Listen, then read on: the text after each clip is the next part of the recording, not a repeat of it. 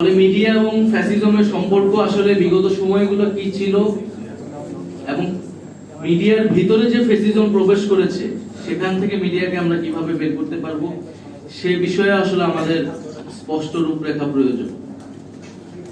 কারণ আমরা দেখছি মিডিয়া ও ফ্যাসিজমের যে সম্পর্ক বিগত সময়ে ছিল, যদি সেই সম্পর্ক থেকে সেই আদর্শিক আধিপত্য জায়গা থেকে যদি মিডিয়া বের না হয়, তাহলে আসলে এই জুলাই গণঅভ্যুত্থানের পরবর্তীতে আমরা যে মুক্ত গণমাধ্যমের প্রত্যাশা করি এবং জনগণের মিডিয়ার প্রতি যে আস্থা বিশ্বাসের জায়গা সেটি সম্পূর্ণরূপে নিশ্চিত হবে না।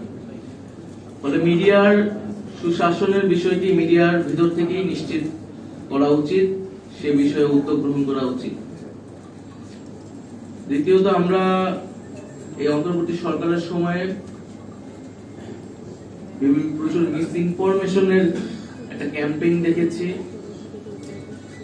এবং বাংলাদেশের গণমাধ্যমগুলোতেও এই মিস ইনফরমেশন নানাভাবে ছড়ানো হয়েছে।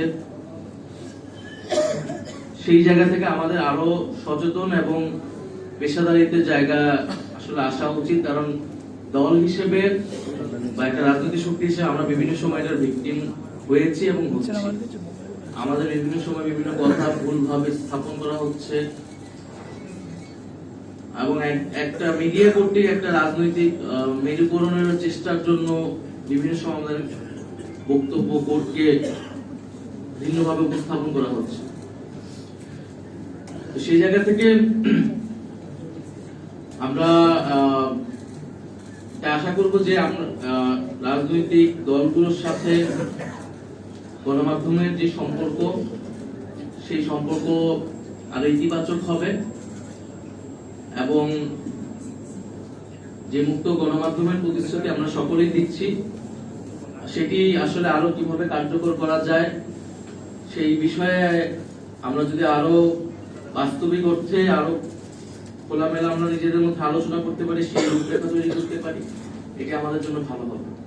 গণমাধ্যম সংস্কার কমিশন আসলে অনেক আগেই হয়েছে, আমি উপদেষ্টা থাকার সময় হয়েছিল এবং আমাদের যে সময়সীমা সেই সময় ছিল যে গণমাধ্যম সংস্কার কমিশনের সুপারিশগুলো দ্রুত আসবে এবং বাস্তবায়ন হবে, সেটি অনাকাঙ্ক্ষিতভাবে অনেক দেরি করছে। আমি মনে করি যে সেটি দ্রুত হওয়া উচিত, কারণ সেই সংস্কার রূপরেখাগুলো আসলে এবং বাস্তবায়ন হওয়া শুরু করলে আমরা আসলে বলতে পারবো যে জুলাই গণঅভ্যুত্থানের পরে আসলে গণমাধ্যমের পরিবর্তনটা দৃশ্যমান হচ্ছে।